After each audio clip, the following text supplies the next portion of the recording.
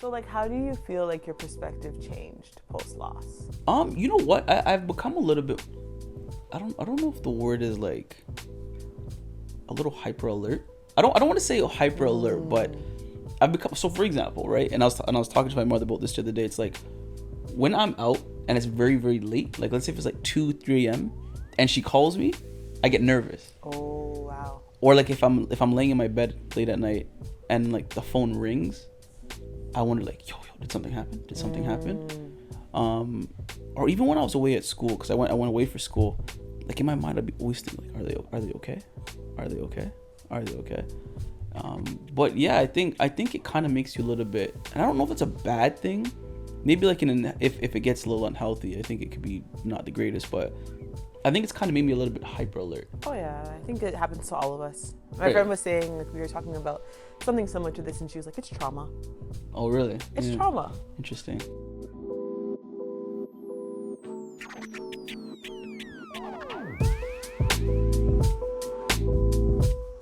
Hello everyone, welcome back to Care to Talk. I am Caroline, aka Care Bear, aka Care, and I am so excited to be sitting here with you again. I have a very special guest, my friend Corey Wisdom.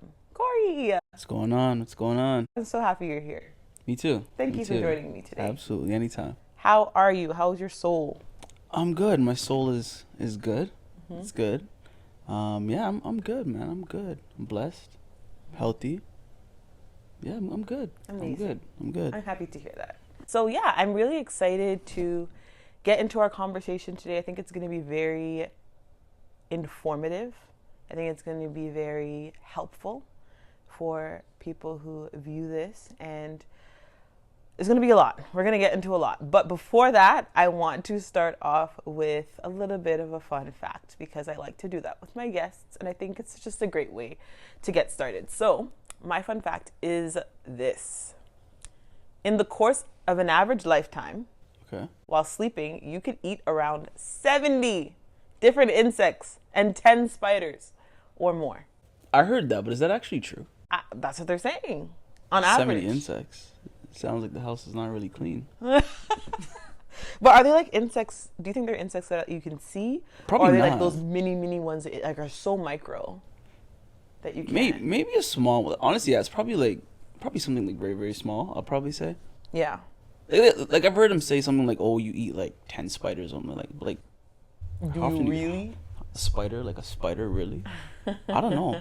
That's actually kind of interesting. It is interesting. And actually, Oh, you know what? Dust mites are a thing. So maybe you probably eat a couple of dust mites. dust mites are considered like actual insects? Yeah, I guess so. I guess. I'm It's actually- terrified. I can't that's even actually deal. interesting. I can't even deal with spiders. Should Like, probably start sleeping like with a mouth guard or something. I don't even want to sleep ever again now. But they say, I did another interview, and they said my fun fact was that if you don't sleep for 2 weeks, you can die. Apparently. I heard that. Well, you know all the facts. But are they facts? No, I'm playing. I've heard that before, but I guess so. I guess you probably feel like a little delusional. Maybe. Maybe you could, because your body can't repair itself. No, literally, you like sleep. My dad says it's food. Like you have to sleep, Yeah. or else you can't do anything. And I guess like when these doctors always talk about like the importance of like sleep, like recovery and all that stuff, like stress. Yeah, I guess so. Interesting. Yeah, well, that's your disgusting fact of the day. When I saw it, I was like terrified. I'm gonna research this now. No, seriously. Tell me. Send me down a find. rabbit hole now. Tell me what you All right, find. let's do it. Whew, okay, well, thank you for indulging me in the fun fact. Of course, anytime, I think it was a nice, anytime. lighthearted way to start Anytime. a conversation that, could potentially be very deep. There's something that I read in the book, and they talk about grief being something that crept up on me. And when I talk about being crept up on me, what I really mean is it was something that I didn't see coming at all. It was very unexpected, and something that, kind of took me by surprise. And so I would love to know what that kind of phrase means to you. What does it mean for grief to creep up on you? And how did it creep up on you? Well, so in my situation, or like my story, I think It's an interesting one because I was young. How old I were was you? young. I was technically 12 when I found out that my father was sick. But like there's a little bit of naivete there because you've never seen people like this is your first time you're gonna lose somebody or potentially lose somebody, and when you initially get the news, you don't really know how to process it and you have no reference point, right? So it's kind of surreal in a sense, but at the same time it's kind of like as time goes on, this is starting to become real. So I think for me how it creeps upon you is as the time goes, you start to feel how real it's getting, and then you see like the person is actually not doing well and starting not to do well and get worse. I think that's when it starts to creep upon you. Yeah, I would say that. You were so young. Like, that's a really, really young and tender age to experience something so significant. What was the time frame? So, first of all, how did your father pass? If you could. He was 46 actually, so he was young. He was 46, and what was the condition that he was? So he had kidney cancer. Kidney cancer. Okay. And so, from the time that your family found out to the time that he actually passed on, how much time would you say was that? That was probably. It's so funny because when you're in it, it seems like it's long, like it's a long drawn out process, but.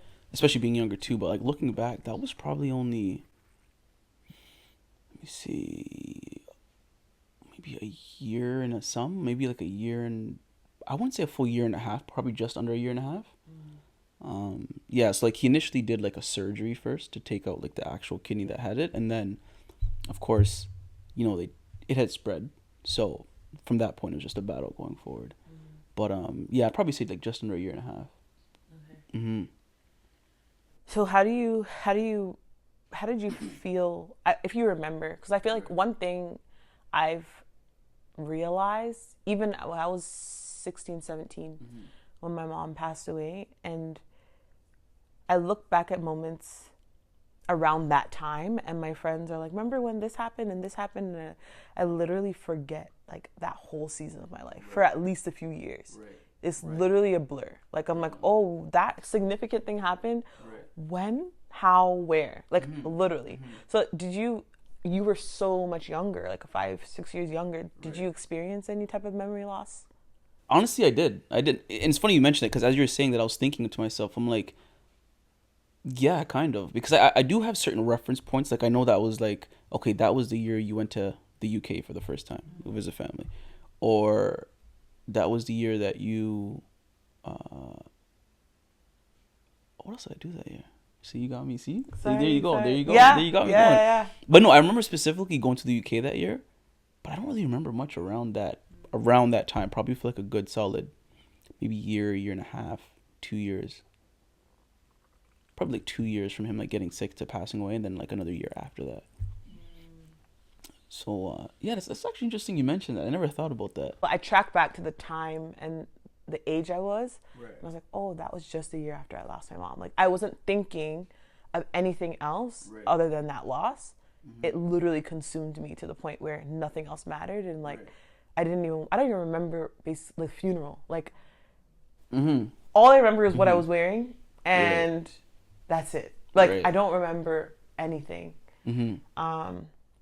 So yeah, it's interesting how loss can do that to you. It's fun. It's funny now you really got me thinking. Because as you just said, like I briefly remember the funeral service. I remember the burial, but like even like the reception afterward and stuff like that. Like I don't really remember much of it. Yeah.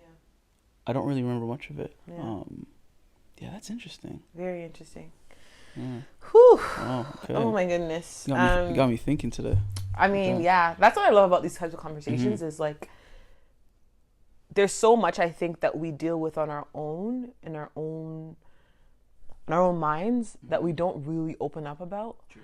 I'm finding that just having these types of conversations are really healing me internally as well. Like with just being able to share similarities on like how grief literally kind of takes over in your life and like impacts you in different ways. So For sure. Lots Absolutely. of thinking. Lots of Absolutely. thinking. Definitely. So, what goes through the mind of a son who loses their father at such a young age? Do you remember like your feelings around that? And Yeah, how, I think. guess how close were you with your father as Oh, well? very close, very Yeah. close. Like, I mean, my parents were married and everything. So like that's all I knew up until that point. Um, you know what? It's kind of you kind of feel out of place, so to speak. Because obviously the people who are like, apart from the people who are in single parent households like that I knew at the time, the people around you like are all married, so they're doing regular stuff with their fathers. They interact with their fathers. Like even going to school and being around those people who had their fathers around, like, it was kind of weird, because it's like, yeah, my dad's gonna go pick me up when we go here, or like I'm going XYZ for my with my father for the weekend, or like, even like it's hard to say explain it, but it's like you feel kind of out of place because you feel kind of weird. It's like, where do I fit in all this? You know what I mean? And even like I even remember, like, for my grade 8 graduation too, seeing parents there with their fathers, and like, this guy's not here, and this guy passed away like a year ago. You know what I mean? And it's like it's weird. Like, you feel out of place. But it's a process though. It's definitely a process for sure. Was there a type of envy that you had? I know I carried a lot of envy in my first few years. You could like literally go to a grocery store or go to church or just go somewhere and just see like a mother and daughter loving on each other, and you're like, oh man, like I hate that for you. And you know what? It's fun. It's interesting that you're saying that, because I feel like with a moms are seen as like the nurturing one. Moms are seen as the ones that's like, they're the ones that's really caring on you. They're the ones really caring for you. They're the ones that's kind of like the connection. The connection is kind of seem like more intimate. So like in your case, I can see like that has to be hard. That has to be heavy. I think in my case, I didn't have envy. So to answer your question, I don't feel like I really had envy. You were just such a sweet little boy. I just You didn't even. I don't think I had envy. I think I just felt like out of place often in many scenarios. And I'm sure, like, for example, in your case, like if you go out somewhere, or like, for example, let me back up a little bit. When you talk to somebody, right, and you only make reference, and especially this may be bad, especially in the Black community, but like when you're talking to somebody and you only reference like the one parent, and you don't really reference, like, say you reference your mom but not your father, people may automatically just think like, oh, it's a single parent household. Wasn't there, yeah. Right, exactly. So in your case, I can see how that's tough when you're actually like talking and you're not speaking like as if your mom's there. In my case, the one instance I'd probably say it helped a little bit was because when I'd always have to refer to my mom now, people weren't automatically always asking me like, oh, where's your dad? Where's your dad? You know what I mean? You were the youngest, right? Yeah, and that helps too. Like, I have 2 older brothers too, and you know, they always looked out for me, and you know, anything I needed, they're always there for me and whatnot. So I mean, it kind of helped in a little that regard. I love that. What was your first year like? One day you have a parent, the next day they're literally not there, and so it's like night and day type of experience. How did you, as a child, walk through that year of firsts? If you can remember. Yeah, exactly. Like, my first year was kind of interesting. Well, I mean, I did go to England within that year. Okay. So that kind of helped a little bit. But I think it was just like the reality of it all setting in. Like, for example, like he passed away when I was in grade 7, having my grade 8. And I remember saying to myself when I was younger, I'm like, all right, if he can, I know he's sick, if he can just come to if he can make it to my grade 8 graduation, you know, that would be like a milestone that I can carry. But obviously, you know, that didn't happen. So I think the graduation kind of set the reality in that this man's not here. I think just even like my whole household, like, it's just different. Like, he, you know, some of his stuff is still there. He's not here. Like, he used to play his music on Sundays. He doesn't do that. You know, it's you kind of you feel like this void is there. You can feel it, and you may not be able to explain it, but you feel like this void is there. It's not anything like majorly significant. It's not anything that's like super out there that's like you feel it or hits you in the face, but you can feel it as you go through the years. Like, it's that void is there. At least in the very beginning, you can feel it. It's there. Yeah, I would say. Yeah, And it's a void that can't be filled by anybody else. It's literally like agreed. for that person. For sure, 100%. Absolutely, absolutely. I think you just get better, and I'm sure you can attest this. Like you just get better at managing it over time. So you don't think that grief or loss necessarily it doesn't stay the same. You're saying it gets better. Like, do you feel like it doesn't go away? Mm-hmm. It's always hard. Right. But it's something that over time you can gradually learn to walk through and deal with.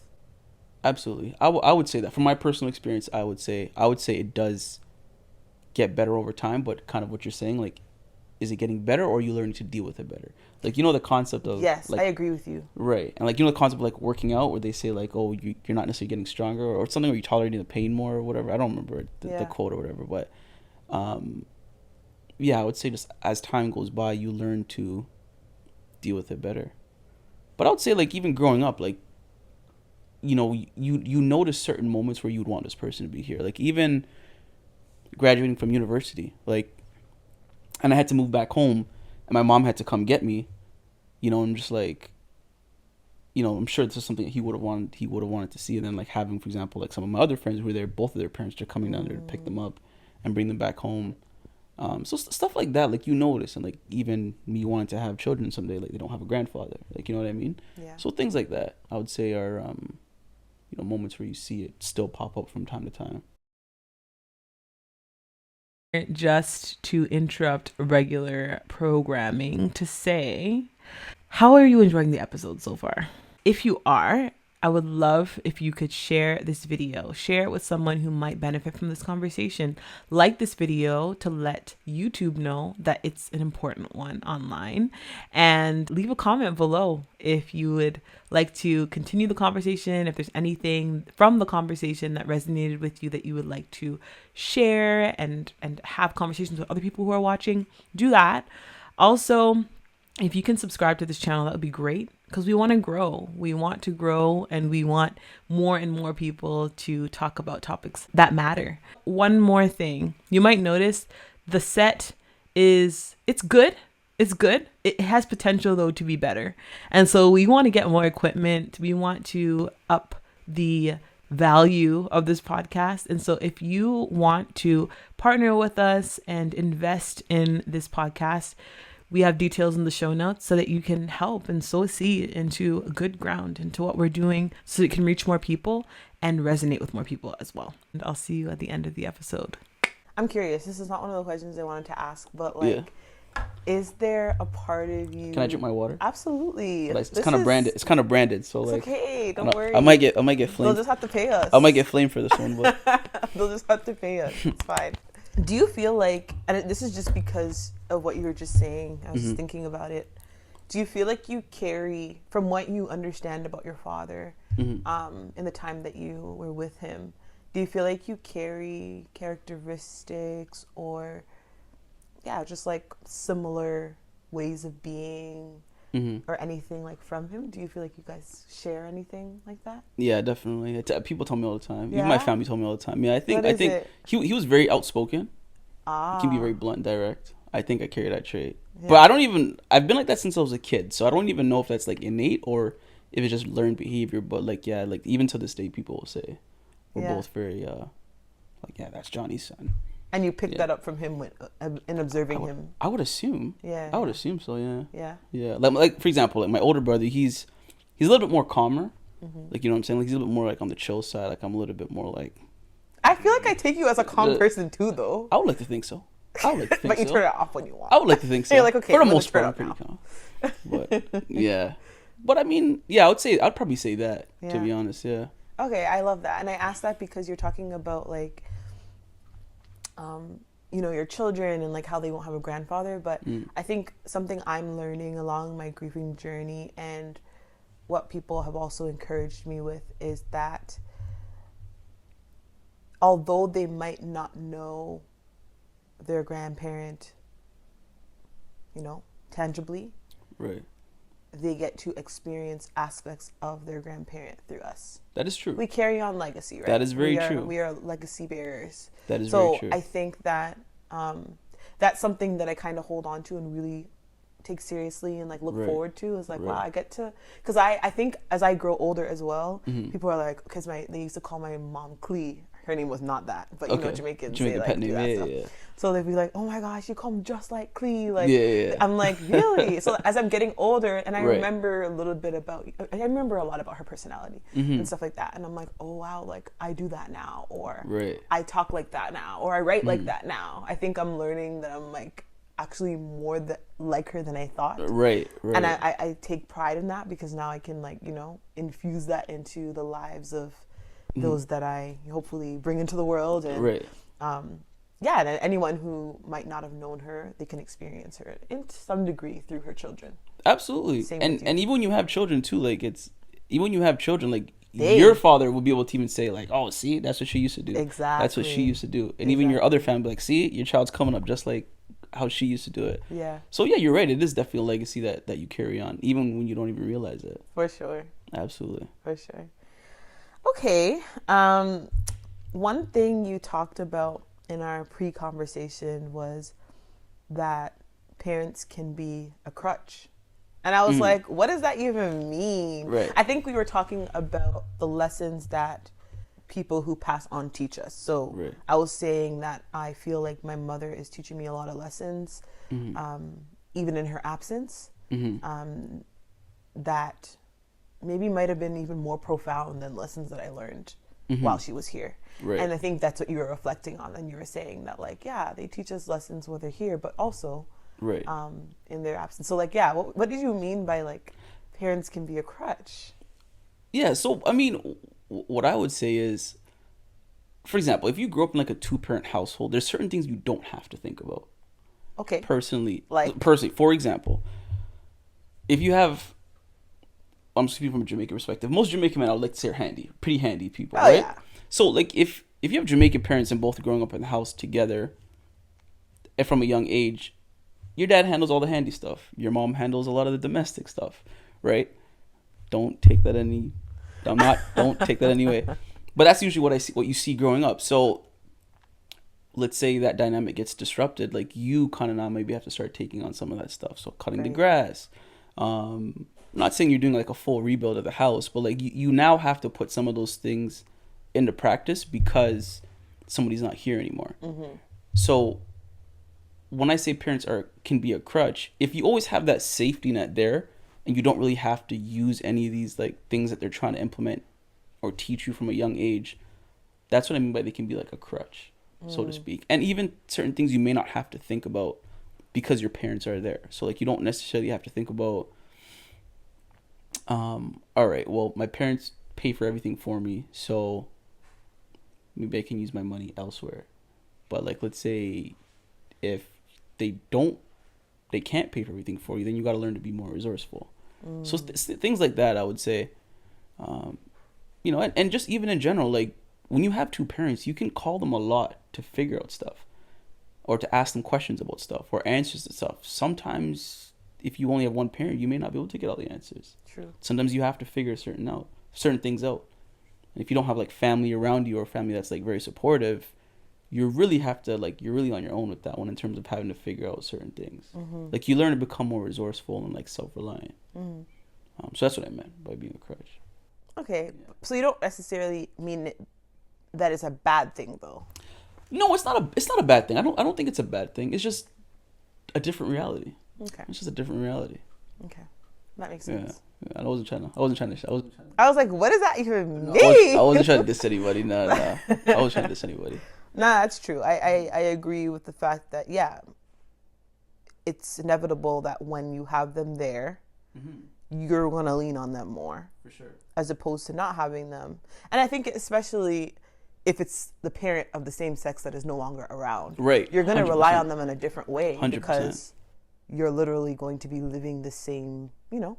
100%. From the same vantage point. 100%. Right? 100%. Like, I can even give you an example, right? So, with my mother now, obviously you're a young boy growing up. Like, you do kind of, like, sometimes you do wild stuff, but, like, I do still believe in the concept of boys being boys, but she probably didn't really understand it. So, or she didn't have anybody to say, oh, like, leave him alone, like, just let him do his thing. Yeah. So, like, a lot of times we would also bump heads a lot because she doesn't, what I would consider, I think she's overreacting, but in her mind, she's just being a mom.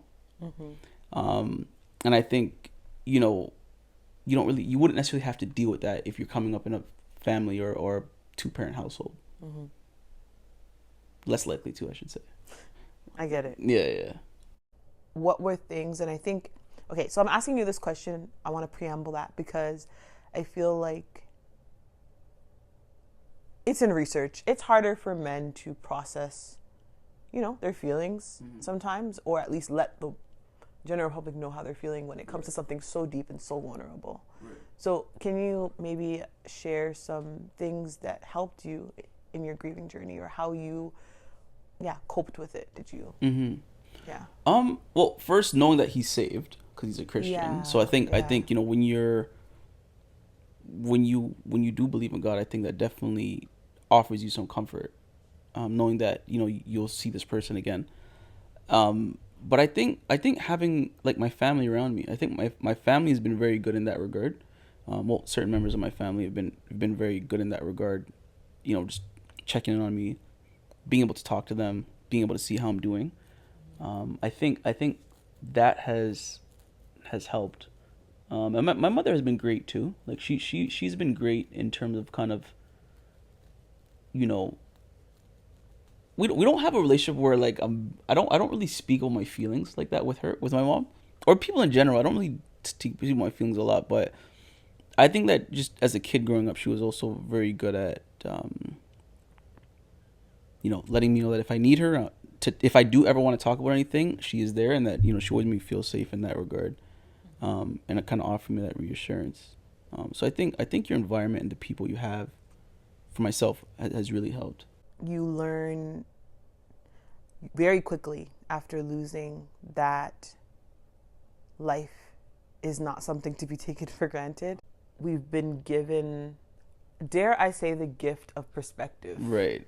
But it's very true. That's actually very true. Right? Where we're not now living from a place of oblivion. Like, absolutely, this could never happen to me. It's true. Very, very true. There's very no true. way I can think like that anymore. Right. And I think because of that, I take community more seriously, take family more seriously, and spending moments with them, and taking opportunities, like, just all of that. Right. People say, "Oh, you travel a lot." Yeah, because I want to see the world. Right. I don't know how long I'm here. I'm telling you, you know absolutely, what I mean? absolutely. Things like that, where I'm just like, I'm just trying to savor as much of life here as God grants me as I can. Right. And so I think it's beautiful that you said that, like, family is now, it was before very important, but I think so much more now that you're on the other side of loss. Absolutely. And I think that's also why, like, I try to say, like, even though sometimes I may not, like, want to hang around anybody, like, I try to say yes more often. Yeah. Just because you just don't know. You really don't know. And as you said, like, we've been given, you know, somebody like you and I have been given that gift of perspective, so to speak, where, you know, life happens and it's fragile and it can happen to anybody. And until somebody's really experienced loss of somebody, like, very close to them, it's something you can't explain to somebody. Like, you won't understand it unless you lose somebody close to you, like yourself. And yeah, I totally agree with you, though. Absolutely. So, like, how do you feel like your perspective changed post-loss?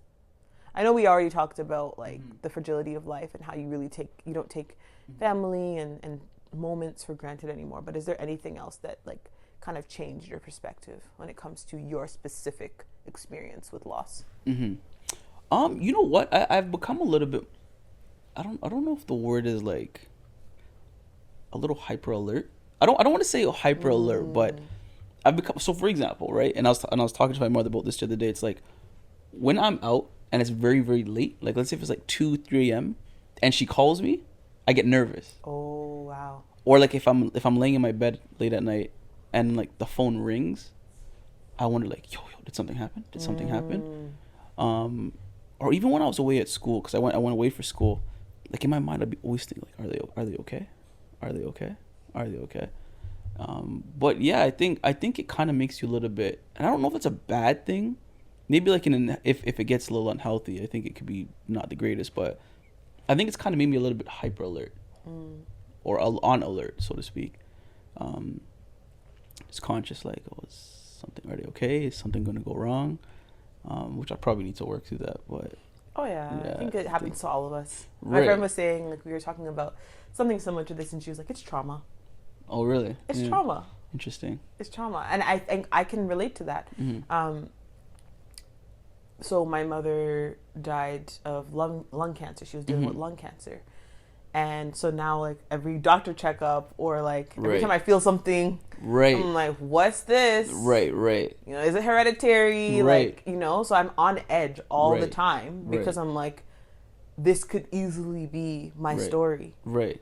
Even more so because she's dealt with it and we don't even know where that case came from. Right. So I feel like whenever I feel sick or like something's going on, I gotta go to the hospital for something, or the doctor, my family doctor for something.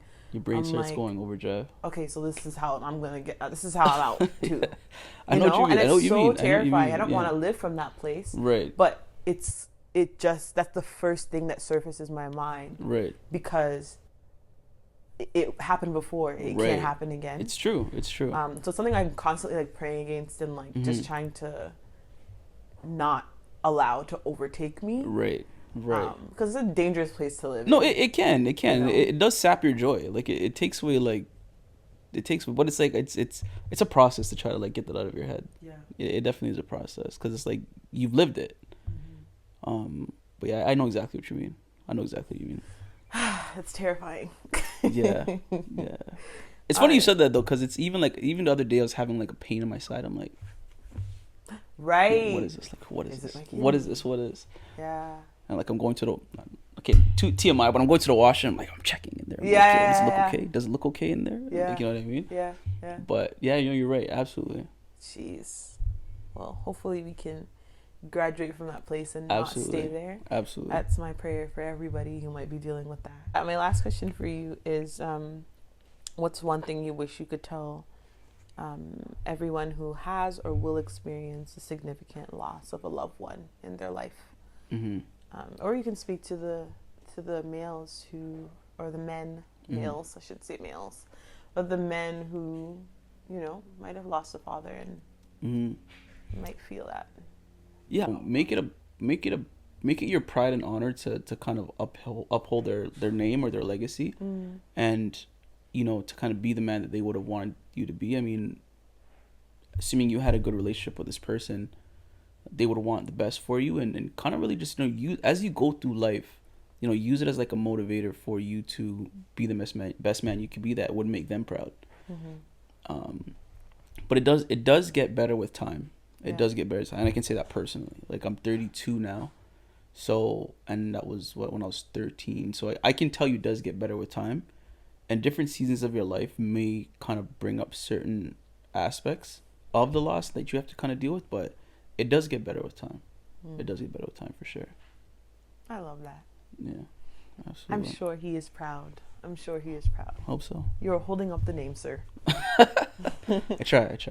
Well, thank you so much. Is there anything you'd like to share about anything you're working on or anything people should look out for? Nothing to be announced at the moment. Okay. Nothing to be announced at the moment, but definitely something to keep an eye out for. Okay. Yeah, absolutely. You heard him first. Yeah, absolutely. Glory Wisdom's coming for you. Coming. Thank you so much for joining me today. Thank you so much. I appreciate you having me. It's been such a pleasure, and I'm so grateful for this conversation. Absolutely. Thank you. Thank you for sticking around. Wasn't the show awesome? I hope that you enjoyed our guests. If this is something that resonated with you, please like the video, share it with someone that you know, and subscribe to the channel. Also, feel free to leave a comment below and keep the conversation going. If you're an audio listener, you can leave a review on any of our audio platforms. Also, let me know what you care to talk about. Any topics of interest that you think would be great for the podcast, please let me know by sending an email. The email is also in the show notes. That's it. That's all. Thank you so much, and see you guys very, very soon. Bye.